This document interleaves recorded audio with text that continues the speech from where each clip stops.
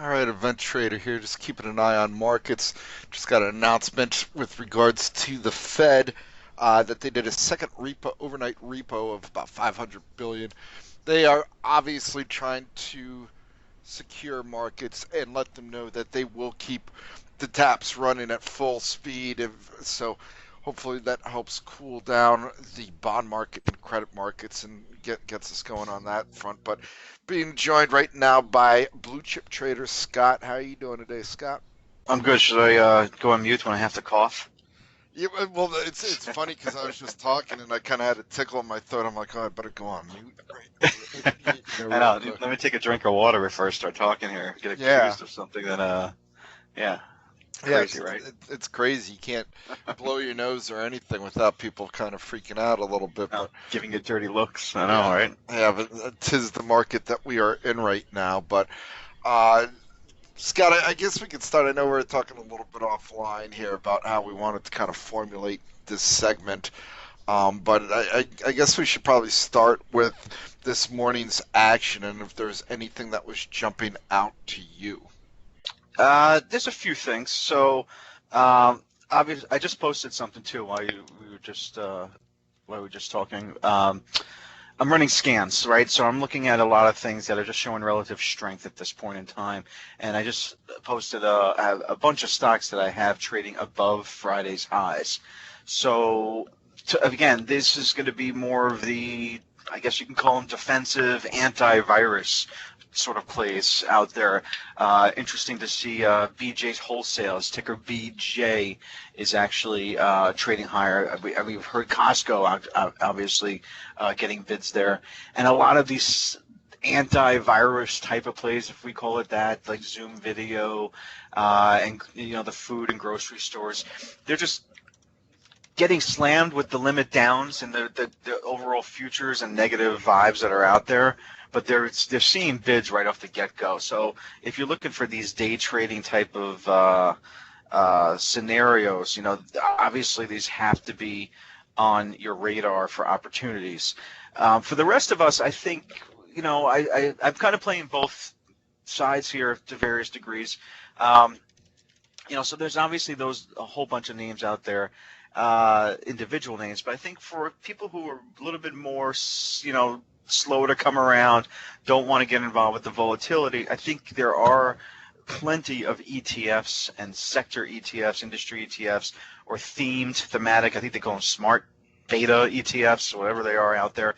Um, there's so many different opportunities to participate on a lower volatility level. Now, granted, things are really high now, but relatively speaking, and as well as diversification. And if you know anything about portfolio theory, like the one way that they always discuss about managing risk and staying involved with the markets is through diversification.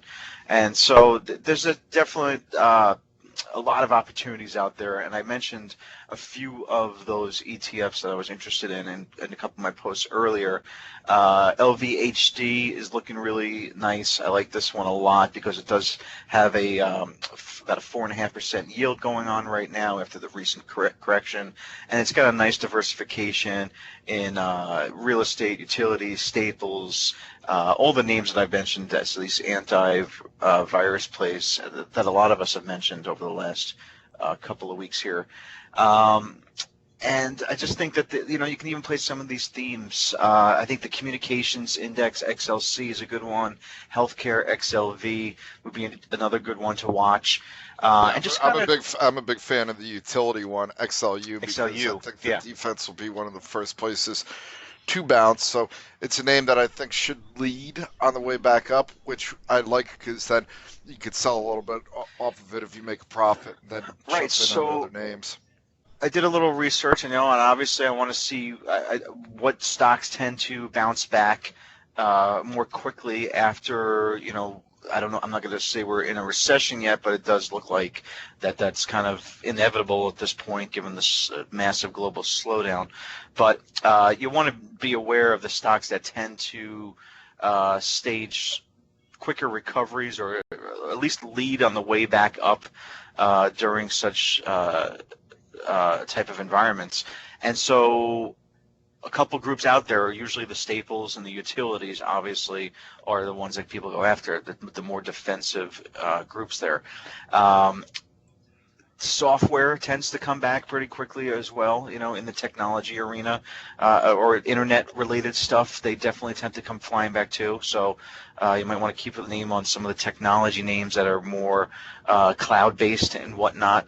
Um, and I think you just kind of have to just keep like we've been saying this for the last week or so, you got to kind of keep your wits about yourself, and just kind of keep things smart. And in that regard, I mean, not looking to necessarily make money, but to more control risk when you're involved. And I mean, that's the best I can really kind of Yeah, come up with right now, except for a few other ideas. So yeah, and it's basically taking shots here and there yeah. to hedge and offset. And if you see opportunity on an oversold condition, like I probably should have stuck around on my FAS a little bit longer this morning. Oh, But Gab, you there? Oh, okay. yeah, yeah, can you hear me? Yeah. Okay. But mind you, But I mean, as I said this here, what's that? yeah, you're cutting in and out. You're cutting in and out a little bit Am there. I? Just Okay. check your mic feed, yeah. But yeah, the FAS again. It was funny. I looked at the chart, and at first I'm like, oh, it's like $31. It's not that bad. And then I looked closer, and I'm like, oh man, this was as low as 26. So Yeah. like the charts. You can almost this thing was trading at 108 just 3 weeks ago in mid-February, 4 weeks ago, and now it's trading down to $26 for the FAS. And my charts are, the logarithmic scale just kind of skewed with everything, and I'm like, holy cow! Like I couldn't even get a good representation of today's daily range on a daily time frame. I actually had to go into the intraday time frame to see how volatile and crazy this action is for this entire sector. Yeah, I Um, mean, you could look that way across through pretty much any of those three-time yeah, ETFs, which is what I've been trading just because things are moving so quickly there.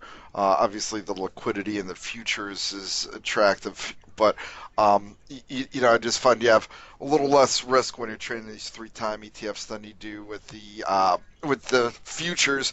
And given that something can run away from you pretty quickly, that's just kind of how I've been treating things here. right, right. So yeah, so just a few themes that we've going on there too. I kind of threw out the fact that we saw that Italy headline about how their rate was declining slightly. I think based upon that last stat that they just threw out there. What did it say? It posted its lowest amount of cases in over a week, according to CNBC about an hour ago. And so I just kind of said, all right, well, let's take a look at the Italy ETF, EWI, and obviously that's been completely demolished over the course of the last month, down about 40% EWI. It does pay a dividend yield. It's about 6% or so.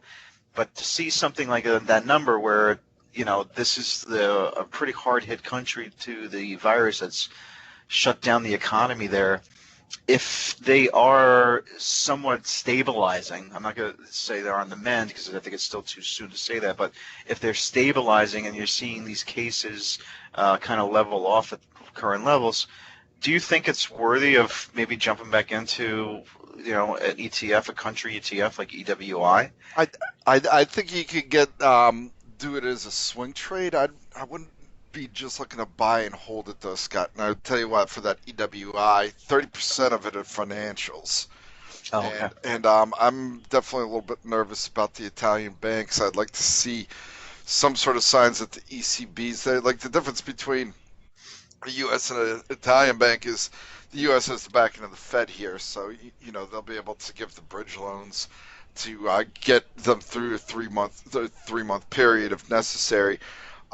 They don't have that system set up for the ECB where they got that backdrop. And given the amount of financials that are in here, and Italy's debt to GDP runs at about 235%, and they simply don't have the fiscal power that the Fed does, I wouldn't be looking to own an EWI myself. Yeah. But I mean, like you said, it is beat up to such an extent that you could step in here, I think, and find a swing trade if we start getting some better headlines about this flattening, like Scott just mentioned.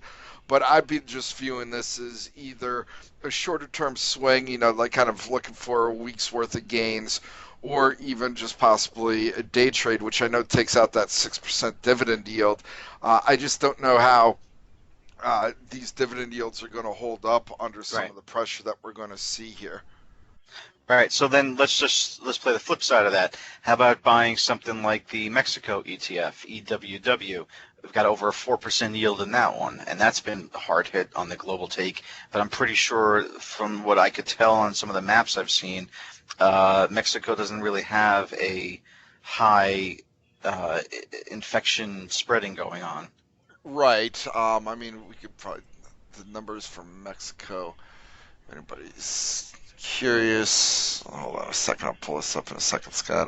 Where's I mean, any of the warm weather places, obviously they're getting hit because the U.S. is their largest trading partner, and just getting impacted from lack of tourism. I don't know what percentage tourism makes of their economy, and then don't forget too, they've got plenty of exposure to oil with their PEMCO, and that's taken a hit as of late. I was just looking for.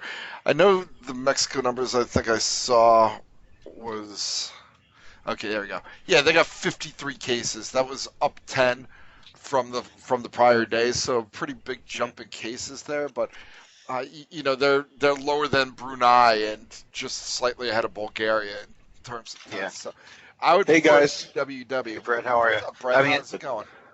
Hey, good. Yeah, I was just listening to your conversation. I think dependence upon the U.S. economy and the need to fly from emerging markets and oil reliance is really what's kind of hitting Mexico. And the idea that they're probably just people are seeing that this is happening everywhere. It's going to be happening there soon, and they don't really have the resources to battle against it. They don't, Yeah. but they do have the climate to battle against it, I think. They do. So Right. maybe I should be buying Egypt. Yeah, but they're in the shadow of the U.S. economy to such a great extent that they're so dependent upon what's going on here, and looking at the U.S. shutdown is, I think, casting a pall. But that's why I prefer EWW over an EWI, where at least we know the U.S. government's in a position to help the U.S. That makes economy. sense. Whereas in Italy, I wouldn't. I mean, 30% of the EWI is Italian financials, and banks are definitely going to be under a tremendous amount of pressure. So I wouldn't feel as comfortable owning that. Right. Hey, Brett, so good to have you on. If I go back just 2 weeks ago or 3 weeks ago, I remember you said something on air, and it still sticks with me, where you said when this was all coming down, and starting to escalate, you said you weren't necessarily afraid of the virus itself, but you were afraid of how people were going to react, and you were concerned that there was going to be like no toilet paper or no whatever, and because of the panic and the hoarding that was going to go on. And I mean, that's been resonating with me for like the last 2 or 3 weeks since you said that, because I think you just really kind of nailed the speed and the fear that's just grown exponentially over the course of the last few weeks. So I don't know if I should give you props for that or not, but. But well, I mean, I 2 weeks ago hoarded my groceries. Yeah, but at the same time, it's funny because 2 weeks ago, you and the rest of us, we were actively trading. We were shorting the market. We were buying the market. You were all over futures. And then all of a sudden, it's like, right into the end of last week, it was like, this is getting nuts. This is getting beyond tradable almost. Yeah, I had that moment on, I think it was Thursday, where I told somebody, I had shorted the market, and I felt bad about posting it. And I can't remember ever feeling that before. Yeah. And I eventually did post it, but I felt almost like this is. You were the problem. Well, I just don't, I felt a little strange, like trying to bring in money selling the market, but it wasn't really, I felt weird about still shorting, but I was looking at it going, but this is going down more. Yeah, exactly. So, there's really, that's kind of, it becomes in the end the responsibility. What's your read read on this morning's action, Brett? I mean, has there been anything that's been jumping out to you in terms of an aha moment, or is it just kind of more of the same and still waiting for some signs of either a little bit of stability or that the next big dump's coming? So I think that what's interesting about this market and this situation is that it's more obvious. I wrote this in my notes this morning. It's more obvious than I can ever remember during a crisis what the problem is. It's usually a process to figure out what the real issue is as the market starts to crater. And this, I think, is happening much faster because it's so completely obvious, so strikingly obvious and plain as day what the problem is. And it's just the complete shutdown of the service sector and the dominoes that are going to kind of extend from there. But by the same token, I think that means there's a reasonable chance that it's really obvious the sorts of things we need to do to sort of intervene. And that's kind of the good news here.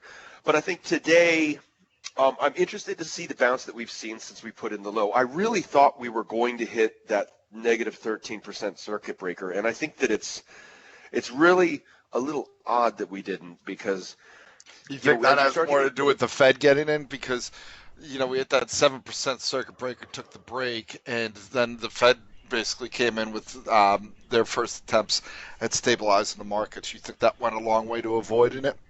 Yeah, I guess, but you usually, when you get close to these levels, there's kind of almost an impossible magnet to resist, because there's such a massive amount of money that doesn't want to get caught, at the freeze, because you don't know what's going to happen when you have no liquidity and you can't take any action. The circuit breaker is effectively the cancellation of optionality. So it kind of, when you start to get close to it, it becomes like, you're getting close to a black hole. You're going to get sucked into it. So it was really interesting to see where we stopped. And I think, I was almost hoping to see them shut the markets down, because I feel like at this point the panic isn't doing any good, and I want to see some steps taken. I think that we need to go through a process where we start to reestablish some sense of normal kind of perspective on life in this country without markets necessarily being open. And I would have kind of liked to see that, I guess. But I suppose I'm surprised that they haven't gone that route. I mean, we've saw them shut down for a week around 9/11. yeah. We even saw them shut markets down for 2 days because of Sandy, Hurricane Sandy. If you recall, Yeah. markets shut down for 2 days. Yeah, but So it is surprising that they didn't. And I get that was people commuting into work and stuff, but I mean, it's pretty much the same thing that we're seeing right now. So I'm really surprised that they haven't shut them down yet, personally. But if they're shutting down businesses, then people need liquidity. They need to get hold of cash, and if it means selling stock and holdings to do that, and then you shut that access down, and you shut down banks, or whatever it is. That's a fair point. Now we're going to have a massive cash crunch, which I think is what they're trying to avoid. That's a fair point. Yeah. I don't know about you guys, but I went out and took cash out over the weekend, just because. But you didn't need the markets open. No, I didn't. But I think if the market's closed, Yeah, it's going to be I know. an issue. I did the same thing. I've got a bunch of cash in the house. But it's funny because I did the same thing after Lehman Brothers and Bear Stearns went down. I did the same thing after 9/11, and I felt like I was the only person standing there online. Oh, I wasn't even online. I felt like I was the only person. It seems like sometimes the public is so clueless to what's going on, with the world sometimes. And all three of these occasions in the last 20 years, I feel like I'm the only one just nonchalantly walking to a bank and just taking out cash and then walking out, and it's like everyone's just going about their day, minding their business, and I'm like, am I paranoid? But it's just a precautionary thing. But I don't know. Precaution's fine. I mean, especially if you're going to get hit now. I know I tried Thursday popping into Costco, and I just walked in and walked right out. I went to. I had the same experience. There It was wasn't Costco, but yeah, I got the same exact. You're like, whoa, there's no way I'm doing You this. got to go to 7-Eleven. No, I'd rather starve to death, which I probably would have in the line. It was that long.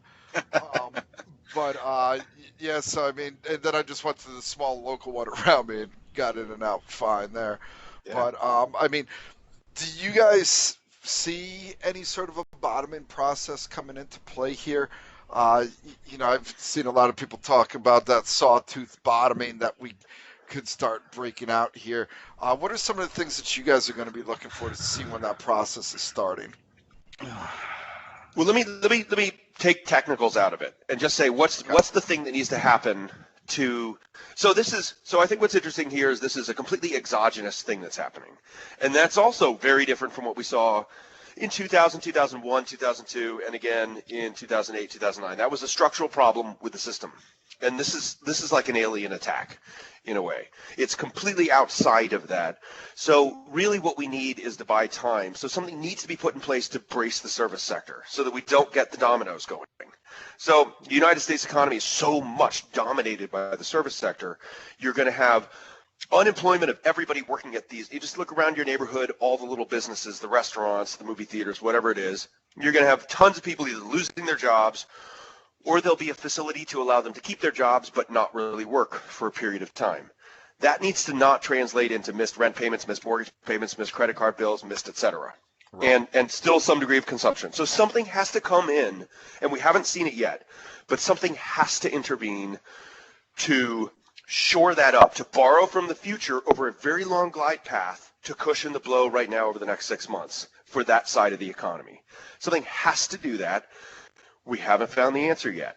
I think until we do, we're going to see days like this. I think we're going to see half solutions lead to the next wave until we see something come in that on some level says this isn't going to turn into, a Mad Max dystopian future. Like we need to get that process in place. It's not that hard. We just need to get something to fundamentally play that role. Well, And we haven't seen that yet. Did you see my Tom Hanks comment from a few days ago, Brett? I did not.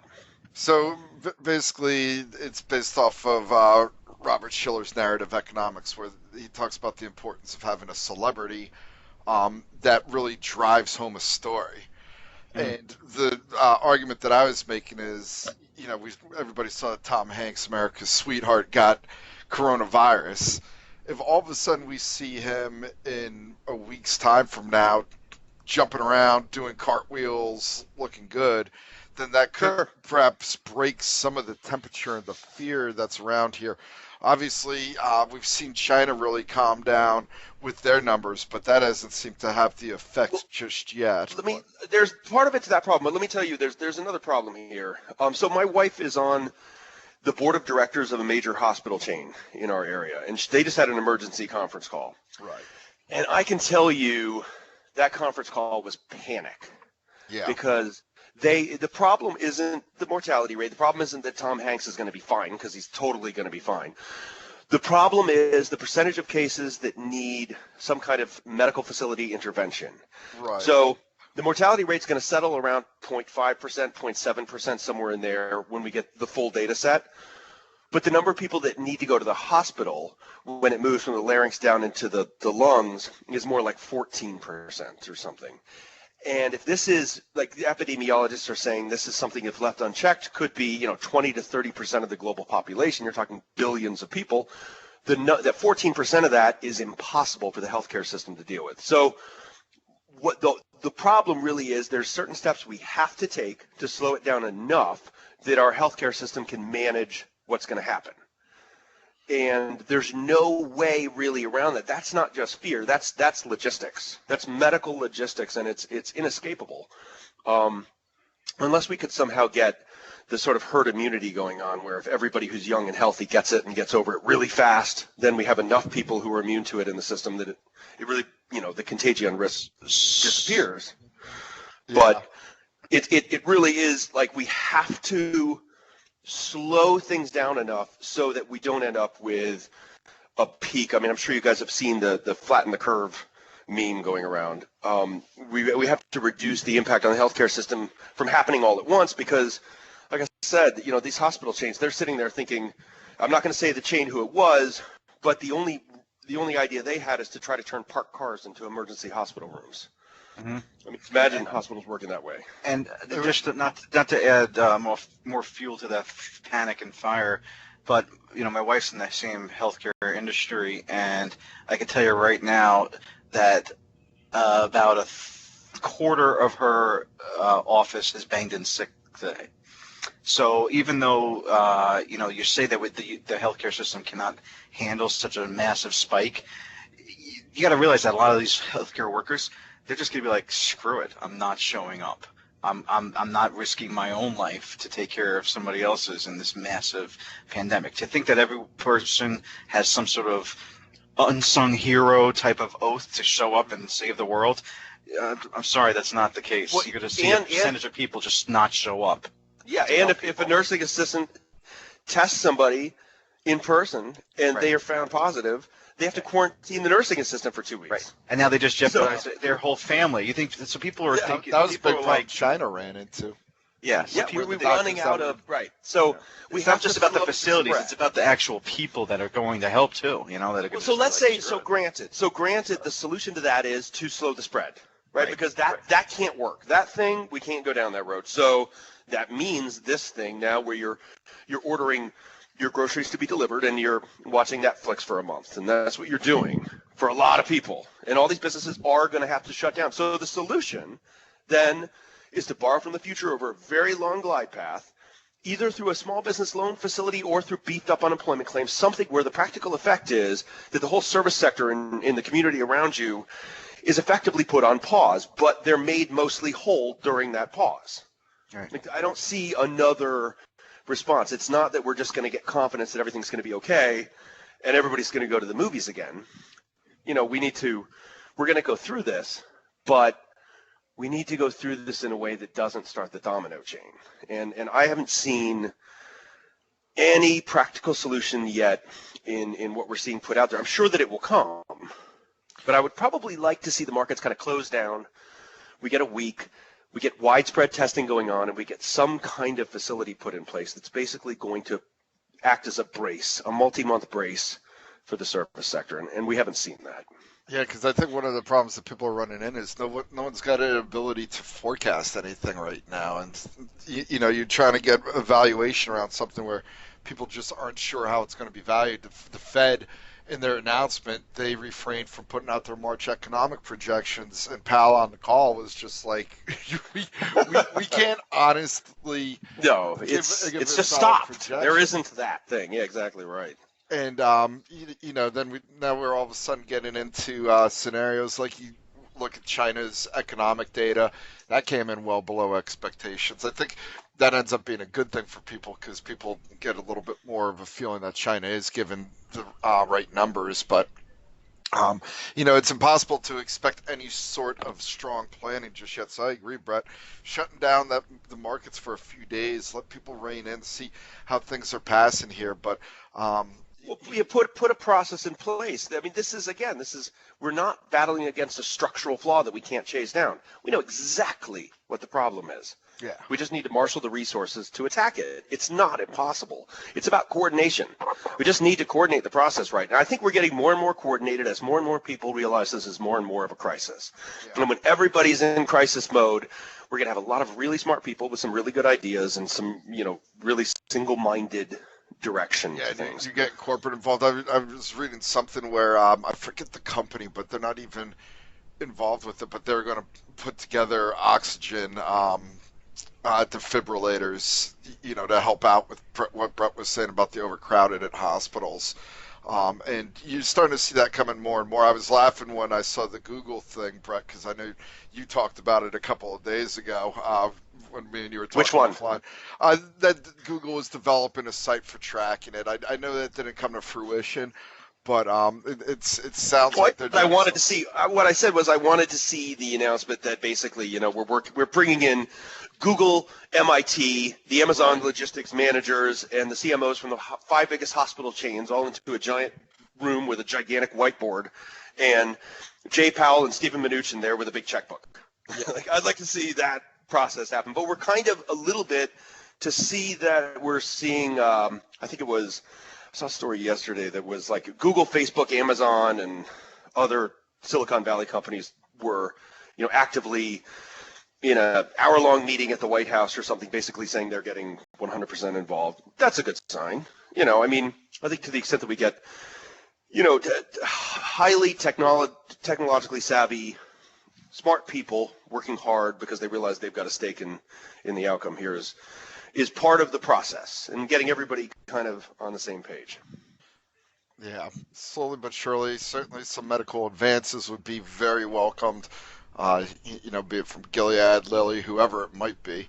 But I think that's what people are kind of looking for next, some sort of push forward from the FDA on a vaccine. That's going to be the real key for this when we could get that. Well, let me circle back around to the big picture statement I made at the beginning. I just want to underscore, which is I think this is interesting, the process we're seeing right now, because I think that it's a larger, longer bear market that's happening all at once because this is so obvious, right? It's so obvious what's happening here. It looks like a striking stock market crash, but I think you can look at it as like a more prolonged bear market that's just happening all at once because, again, this is a more clear bearish catalyst, a more straightforward idea that the market's more easily able to discount and adjust to ahead of time and immediately and all at once, that it looks like, the fabric of Western financial civilization is coming to pieces in front of your eyes. But I think that it's really just that the market is pricing in the full impact of this very quickly. And so we're seeing it as a series of crashes. Well, didn't Goldman come out and they put a downside target of like 2,000, I think, on the That's S&P? my downside target as of last week. Right, but then they also put an upside target by year end of like 3,200. So it's can like happen all at once. I mean, that's the point Exactly. I'm trying to make. Yeah, exactly. It's all up front. In the markets, it's all up front because it's so clear. The market can very easily calculate what's going to happen here. As long as we don't let it metastasize into something that becomes about something completely other than the virus, right? If we turn this into letting the dominoes go, if we turn this into all the service sectors out of work, they don't have any support, they stop paying their Credit mortgages, the markets banks go go down. under, et cetera, et cetera, et cetera. So we just need to get that at the root and prevent that process from metastasizing. That's why I think the steps that the Fed's taken have been pretty solid. And, people are concerned that they don't have any more firepower, but they can still work with the Treasury Department and get a commercial paper out together. And tackling that's probably going to be the next thing that you'll see. And then that 13.3, which would allow them to go in and actually buy corporate debt. So they still have a few. They're doing some stuff. There's 6 different ways to skin this cat, but as far as I see, the cat is still fully skinned. I mean, fully not skinned. Like we haven't done something to me that clearly and definitively gets to the root of what's happening here and cuts off the domino chain. But I think that we surely will. I don't think that anything that I've seen yet clearly directly attacks that problem. Yeah. So as for trading shorter term and stuff like that and taking this day by day, this is quarterly expiration week. Put call ratio has obviously jumped significantly. Even the 5-day average and the 10-day average of those have gone into what I would usually refer to as extreme levels on the downside. Any sort of thoughts behind that, Brett or Gavin, where, are they really going to let that many puts trade in the money? Say it again one more time, Scott. Sorry. Do you think the market is really going to let that many people successfully walk away with that many wins, or you think we have some chance of a? What was the data point? I'm sorry. The fact that the put call ratio is at a pretty elevated levels right now. The general idea being that and quarterly expirations on Friday with the rotation rebalancing going on. So I think that they'll try to squeeze them here because I mean, you got to think if you're in, you're probably well in the money. You got some big profits out there, and you're not going to want to lose this on a squeeze. So I think it would force people to cover up a little bit quicker on the put side of things. So I think that there's a very good possibility that you could see some buyers come in, try to squeeze up that stock price, force some people to either cover their puts or even buy some calls, and we see that ratio come down. And certainly that VIX, I don't see how it could continue to stay elevated above this 70 level for much longer. Speaking of which, Brett, I don't know if you noticed too, but the VIX is actually pushing towards 79, and yet the market's not at the lows. So we have new highs in the VIX right now, intraday, not confirming we're not even below the opening ranges today. So this is the first time I've actually, I think, witnessed this over the course of the last couple of weeks, where the VIX is actually showing more of a panic right now. Well, let me circle back around to, I think it's weird that we didn't hit that negative 13%. So I don't know what strange It was force close. in here. It was close. I know. I'm just saying. I'm not exactly sure what strange forces it's at work gotta be here the with the Fed, market I rallying. think. I think it's a Well, combination of there's- the puts and everything. I don't you know? say it directly, but yeah. I'm Yeah. not saying the Fed's buying stocks. I'm saying their activity in the bond markets helps cool that off a little bit. And now we're seeing it kind of float into the space. And some people are probably looking at this massive stimulus that the Fed just pumped in. I mean, 700 billion in QE is pretty big. Rates at zero, and they've shown that they've kind of hit the area where anything else here, we're jumping in. We're going to be a little bit more measured with our responses in terms of streamlining things to get to the areas hurt the most, i.e. the airlines. And, I definitely think we start seeing them directly buying some of that commercial paper as well as corporate debt just for and it'll be a 3-month bridge. That's what they've been doing with all these credit lines. Just get in that 3-month bridge till people can get back on their feet and we have a fair idea of what the trajectory is of the economy. Sure. And I think they've done a good job at that. And, I think it's helped arrest some of the pain. I was a little surprised that we went limit down in immediate reaction. Were you surprised at that at all, Brett? Not really. No. I think that what we saw on Friday into the close was fluff. It was short squeeze. Right. I think that this is massively skewed. We're not down as much as it looks like we're down right now because we saw in the last half an hour a 5 to 6% rally that really was not justified on any basis. And it was really, I think, just a process of, where the fire caught. There's enough people who've been pushed to the sidelines, enough people who want to be long but were flat, enough people who were short and wanted to be flat when whatever it is that's going to happen happens. It's a notable feature of bear markets. For those who have, traded for the last 10, 20 years, you've seen this kind of thing before. You have the big squeeze into the close on a Friday when there's some kind of catalyst and people don't know what to make of it.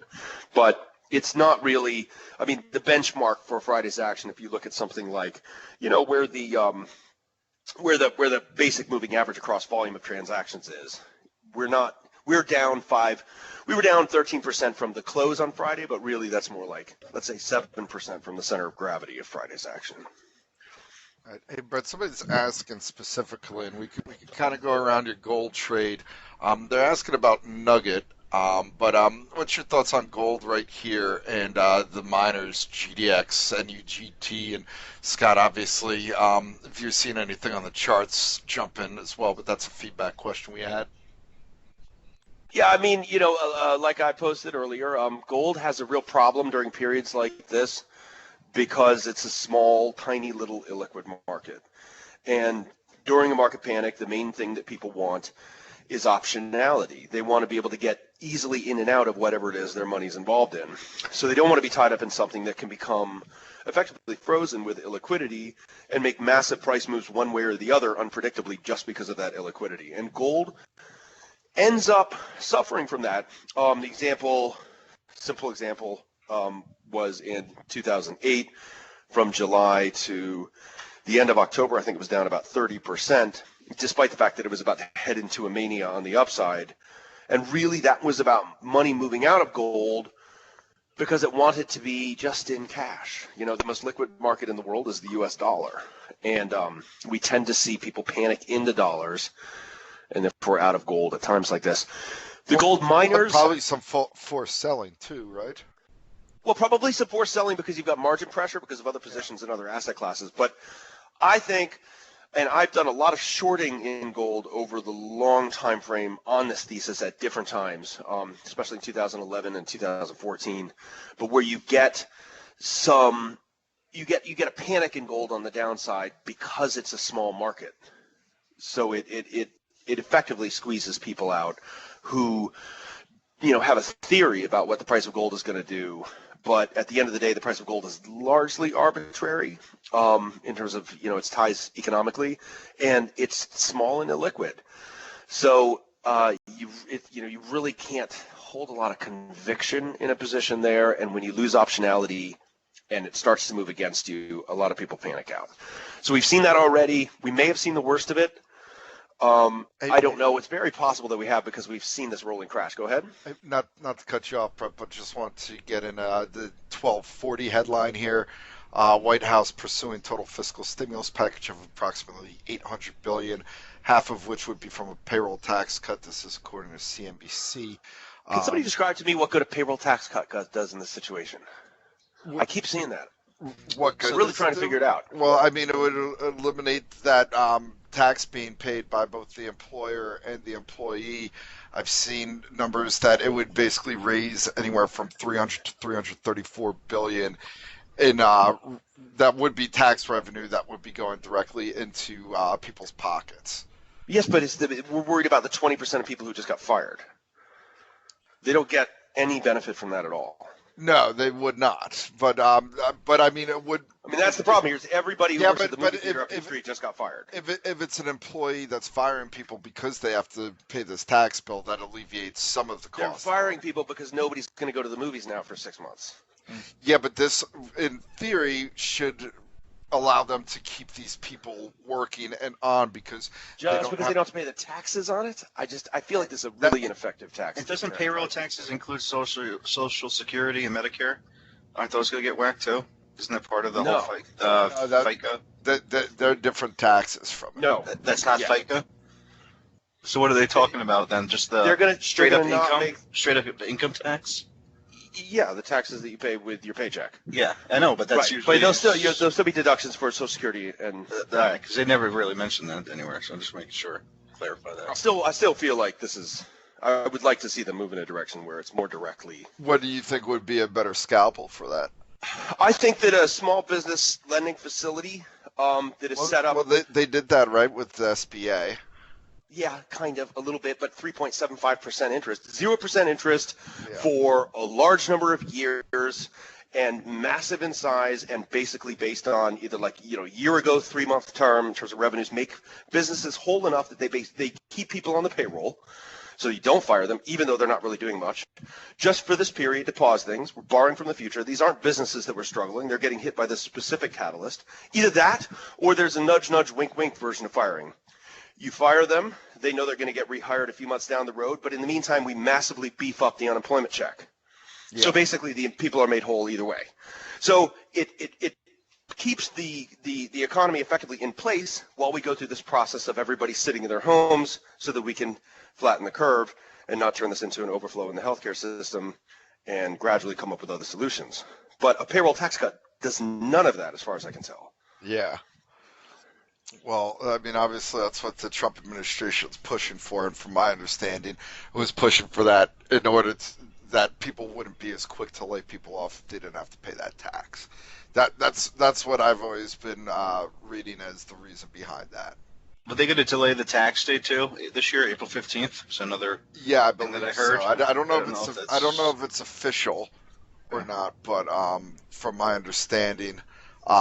They are pushing that back. I haven't seen any sort of date. My guess would be till September 15th.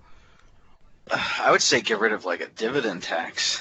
I don't know. There's so many different ways to do this, but like you said, dividend tax, maybe that'd be a better route. Yeah, I think people would probably argue that would just be for the rich. That's true. Yeah, that's true. It wouldn't have as much of an impact on the everyday person who doesn't have a ton of dividends getting paid to them. No, but in theory, that trickles down the system, eventually. But short term, you're looking for short term stimulus and whatnot. Yeah. Yeah, I think that they're looking for more precision stimulus to get. I mean, I think we got a better shot at getting helicopter money, in which everybody just gets $1,000. I don't know what good that would do. This would be like a targeted universal basic income for a period of time is another version of this, or maybe targeted basic income, not universal, but the side of the economy that is directly impacted for this process. I don't think that's necessarily invites the kind of challenges that one normally would take philosophically to that kind of process, because again, this is an exogenous force impacting things and destabilizing the economy for everybody else. It cuts off the dominoes to make these people whole for a period of time while everybody is staying home. Okay. Keeping an eye on the airlines too. Looks like the White House is drafting a financial assistance plan for airlines amid waning demand. This is a Wall Street Journal story. So let's take a look. Now, I didn't see much of a response to that 1240 headline. Delta was seeing a little bit of earlier buying, so perhaps this headline for the airlines had been mistaken, but or had been expected. But let me ask the two of you guys. You guys putting together a shopping list at all? Oh yeah.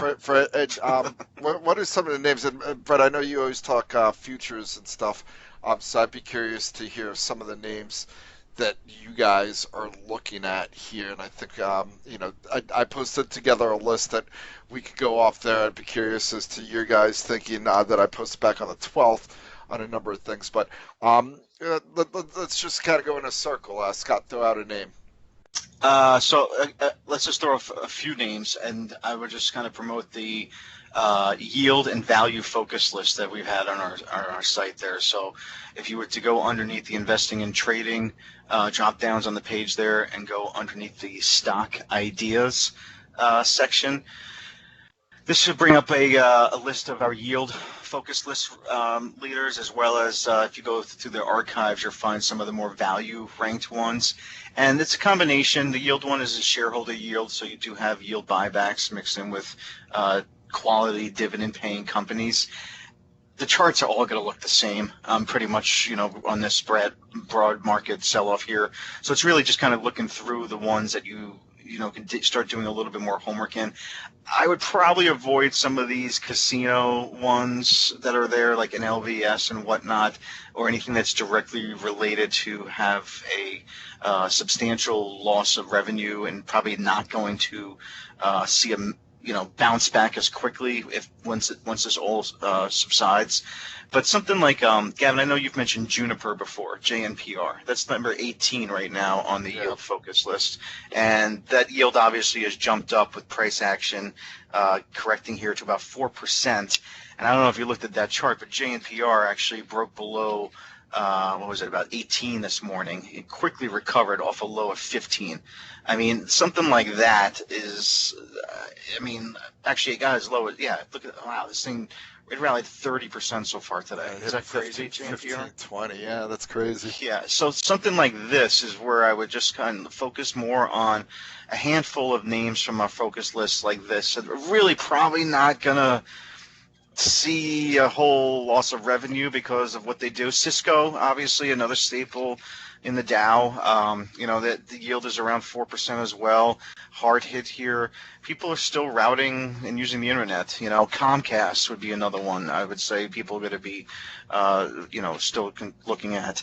And then if I just kind of swing over to the one that's jumping out from the yield list that's been on my radar too is that Cabot Oil and Gas, which I believe, Scott, you had posted as making a 52-week high, or no, trading above Friday's highs, I believe. COG, right? COG, correct. Yeah, that was just on my recent scan there. So that's an interesting play there. Actually, if you look at the action in the last couple 2 weeks here, it's been really strong. So I don't know what, are they a shale play or something like that? What's their? I don't know their story. More of a nat gas play. Okay. I know that they came onto my radar as one of the better balance sheets out there in the gas, because that's kind of what I've been looking for. And that's a great point there too. That Drillquip DRQ's one that's been firmly on my radar. Yeah, that's a great point there too. You want companies with obviously solid balance sheets, through that typically can last through types of recessions and whatnot. Probably something with low debt would be a pretty good option too. If you go to the value leaders in the archives there, you can see some of the parameters. We have enterprise value to EBITDA. We have sales, free cash flow yield. There's even long-term debt to equity. So there's still some quality names that are kind of that whole baby with the bathwater throwing out mentality going on here. I see Cisco is part of that too down there. One thing I would be careful of too when looking at this yield list is anything that's on the high up on the buyback yield. And I say this because you look at JP Morgan and Goldman Sachs at 14 and 15, and they came out last night saying that they weren't going to be using any of their money, and I think it was like through till September, which makes sense for them because they need to have that money free to lend, and they shouldn't really be doing the buybacks. I know somebody was asking about the worst case scenario and the bank stress tests, and I could run through that in a little bit, but that just shows you why that they're going to have to rein in some of these. So I would be a little careful when you're looking at some of the yields. Don't take them Hmm. as in gold, but I completely agree, Scott. This is a great list to go to because it's some of the stronger balance sheets out there. And that's for looking for individual names. If and again, you got to be you got to do your due diligence when it comes to yields that have gotten probably any yield that's been doubled or tripled in the last 3 weeks is obviously not going to be something that's going to be sustained. So, more likely to get cut at some point unless they come rip roaring back in price and we get a big rally. But I think for me, it's more. I'm kind of thinking more. Uh, ETF. I mentioned a few of those earlier. I'm thinking go take the ETF route because ETFs are diversified and they still, a lot of these do have dividend yields over the 3, 4, 5%. And I think I'd much rather take that route than an individual name. But if you're looking for some ideas, value leader rankings and the yield leader rankings are definitely a good starting point. I will be updating the liquid momentum focus list, which is the relative strength names in the market that are holding up best. And I can tell you right now, they're going to be all, the more liquid ones that are holding up best are all going to be, the Krogers and the Zooms and the Costcos and the bigger names that everyone's been kind of playing as an antivirus type of reaction there. So but it'd be interesting to continue to see how this all plays out. Possibly like the CCI's, Crown Castle, AMT would be another one. Yeah, Um, AMT, I've been eyeing up Verizon, for getting yeah. back in there. Yeah, and Gav, that was the other thing too we mentioned off air was the 5G thing. Obviously, with everyone shifting to more of an e-learning, college kids are home, my kids are home, everyone's doing stuff online. You're going to get this bottlenecking of internet use, so to speak. And I'm wondering if the 5G story. I haven't really heard anybody talk about Th- that, but obviously This that's a huge just issue. launches it because it's all about latency and bandwidth, and they are just proving okay. We need to go through 5G. We need to get to 10G, as Trump would probably say. Yeah, But yeah. yeah, I mean, this is a win-win for those names because it's just highlighting social distancing and everything that we'll see a lot of terminology for it. If we don't find a cure soon, like just looking at this Moderna headline where they started a phase 1 study here evaluating a vaccine against the COVID 19 here, but it's going to take them 12 Months. months Yeah, they can't. before they could say okay, this is going to be effective. So Right. the social distancing isn't something that's going to go away. But yeah, I think those 5G plays should all end up being pretty big winners based A- around that. And I believe there is some ETFs out there that are focused around that theme.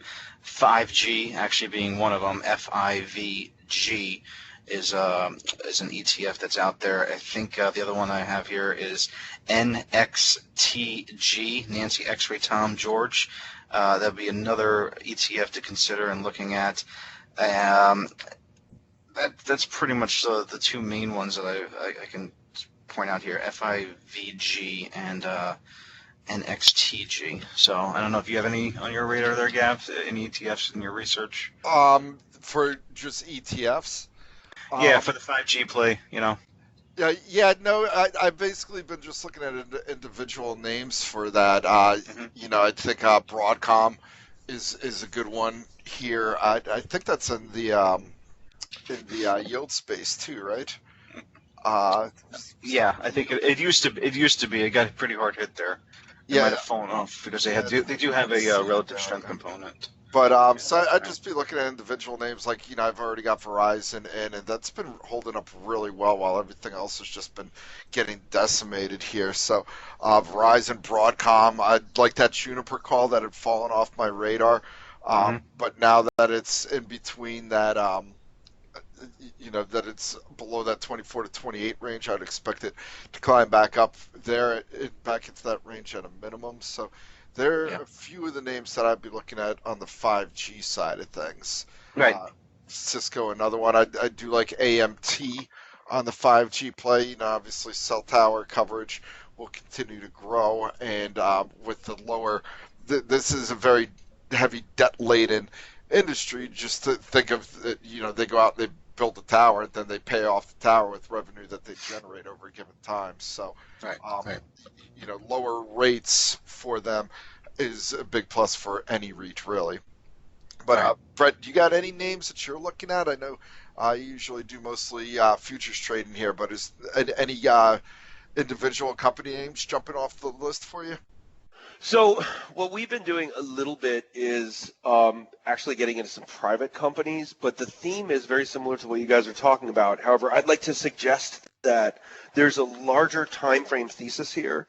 So as I analyze the situation, I actually think one of the important things to recognize here is this is like a global social experiment going on that's really going to amount to market penetration into areas where you had resistance against a movement toward tele everything or e-commerce everything or delivery everything, where new markets are being forced to try that out, being forced to experience.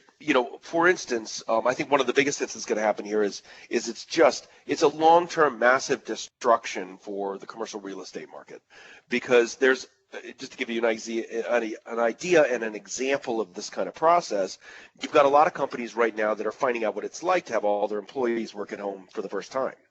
And there's a good chance that when this is all over, they're going to keep doing it because it worked well for a lot of companies, and they're not going to go back. So there's a lot of things that I think are going to have that feature to it, where you've got new markets that are trying things that they wouldn't have otherwise tried. So it accelerates the long-term structural trend toward more virtualization of everything and more of an e-commerce related retail market, more of a virtual working environment. All those things were structural trends that are now effectively getting rapidly accelerated, but it's not going to go back to the way it was afterwards. And I think that's an important dynamic to appreciate. You'd have to be pretty cautious of anything in the commercial real estate market, I would think, then in that scenario. That's exactly what I'm saying. That's a big part of it. Yeah. So then, with that in mind, think about this with the all the sports getting canceled and whatnot, with these large arenas and large gatherings of people. There actually is an esports ETF out there, and like you said, maybe. I was kind of laughing at all these armchair athletes, over the last year that you've heard about, and the whole esports thing. But then you find out that they're selling out 50,000 people at Madison Square Garden to watch a bunch of people play Fortnite and something. Well, like you that. still can't do that either now, Scott. You can't, Right, you can't do that, but it's streamed online. Well, we can.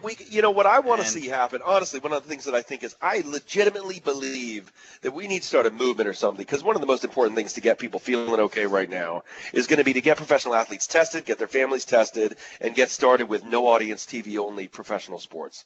We need to get that going. There needs to be baseball. There needs to be basketball. It's got to start back up. These guys need to take the test. They need to get back out on the court. They need to get back out on the field. There doesn't need to be an audience. It's TV streamed. But people need the feeling of, hey, you know what? I don't know what's going on in the world, but the Cubs are on right now. But that was the plan. That was the plan with the NCAA tournament, wasn't it? Didn't they just say, "Oh, we're limiting the amount of people coming in to just"?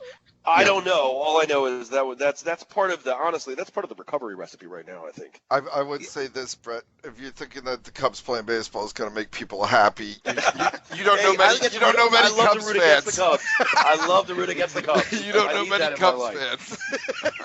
I need to watch them lose. It's great. Nice. But I was laughing because I'm kind of waiting for DraftKings. That's one name that I'm looking at, DEAC. That's just gotten devastated in this because obviously there's no sport events. But I was half joking with my cousins over the weekend that it wouldn't surprise me if esports tried to run the NCAA tournament where they had people just playing the video games and tried to sell that. With the younger generation, I bet you that would sell. So I do think Huya, HuyA, is another name that could come from this and come out looking a little bit better. Yeah, but we could get the real thing back on. Let's just TV only, no audience, nobody goes to the stadium, and there's still advertising revenues. Well, Huge. You're gonna have a gigantic audience. You might have the biggest audience ever. you got the athletes that could do it, right? But Everybody then, would have been at the game. It's not but gonna be then watching on TV. But then you have to do the security, and like any of the entourage that also have to be. Widespread thrown. testing, we can get past this. Yeah, I could tell you this I much. agree with you, but I mean, right now with my kids home, YouTube is like the hottest thing. Everyone's just watching YouTube and TikTok and everything else. So Google is basically, I think, is going to be the big winner of all that. So just because of the advertising revenue and just again, it's almost like looking at everyone's communicating through Twitter, Facebook, Google, all the online internet, social media things are just kind of blowing up right now. Granted, they're getting thrown out, baby. Facebook too. Yeah, they're like almost non-affected by, if anything, the virus actually accelerates their usage, right? Of course. Am I wrong? So, yeah. But it's baby with the bathwater type of scenario. So I would also look at some of this industry, the FDN, Frank David Nancy. That's a nice ETF to kind of take a look at. It's been pretty hard hit here with everything else, down about 30% in the last 3 weeks. That includes all those ETFs, all those stocks I just mentioned, internet related and whatnot. So, yeah. So, any other last thoughts? I think it's time to wrap things up here, right? It's been about an hour. Yeah, no, I mean, obviously we'll continue to watch things play out today. It's been all things considered, it's been a pretty quiet morning, which is probably why you haven't seen too many trades from us. But I'd be curious to see if that squeeze theory that you have there, Scott, could play out. What would be the things that you'd be looking for that VIX to start like tanking down? Maybe not tanking, but slipping below 60 or something. Well, I definitely find it odd that the VIX is on the rise and then the market's not making a low right now. And Brett, I don't know if you can chime in on that because we've witnessed this before where the VIX sometimes makes a move ahead of the markets that either doesn't pan out or does. I don't know if you want to. Is he still online or did we lose him? Oh yeah, no, I'm here. Yeah, no. I mean, what's your take on the market not at the morning lows and the VIX is actually? I mean, in theory, it's a piece of a potential bullish scenario, much like when you see the market rally on a very high put-call ratio where the put-call ratio doesn't come down. Right. So it's the feeling that the market is burning through something that's easy to get through, but it's still got the ammunition to really bolt because, eventually you start to burst the bubble of fear. Do I think that's necessarily going to happen in this situation? I'm relying on the pattern to start to tell me a little bit, and the pattern right now is not something I love intraday. Yeah. But it's not. It could turn into something I love, and I've not been triggered into action by what I'm seeing fully. But there's the possibility there that we could be on the precipice of some of the types of measures that we've talked about, where you start to get some kind of facility in place that's actually going to brace and prevent the dominoes. If we brace and prevent the dominoes, this turns into a different world, and we've just priced in some massive disaster fully. I still kind of like the target of 2,000 on the S&P, but maybe that's after a period of some repair and some reaction to an initial proactive and really powerful some kind of measure that actually starts to get at the root problem right now. And perhaps, the VIX being still hanging around well up while the market has started to recover, maybe that is part of a bullish scenario here, and I need to see the pattern start to trigger me in to where I really have a falsifiable risk point, and I have a good ratio, and it's worth taking the shot. Just in terms of the mechanics of the setup, then I mean I'm willing to place a bet on that, but I'm willing to also be wrong and have it be part of a nice small loss that was a probabilistically advantageous setup. Yeah. So two things that I have a question. So one, if we do get down to 2,000, say sometime this week, obviously that's going to be like a 15 to almost 20% drop in the S&P from current levels. There's probably a good chance that the market might get halted. Right, that's what my assumption is. It first probably hit circuit breakers and whatnot, but that possibility that we talked about earlier of just shutting things down is a possibility. If that comes about, in theory, wouldn't you want to be a buyer right before the market closed down? Because a few days later, when they open it up, it's the all clear, and the market's just going to gap up and rip, right? Well, where I think that they'll halt it is if they're about to announce a big jump up in cases. It wouldn't surprise me if they came out ahead of time and halted it just so people could digest. They're now 10,000. I think the market itself could precipitate a halt, don't you? I mean, a larger, a week-long kind of. I mean, if it just starts acting even more insane on the downside. Could it be doing that now, and people are just buying all that downside insurance right now just because they're anticipating that? Sure. I don't know. Yeah. And then the second question I would say, so we've talked about these spikes in the market, in these bear market rallies that we get intraday based upon some sort of headline. So Brett, what are the odds that we get a rally that's not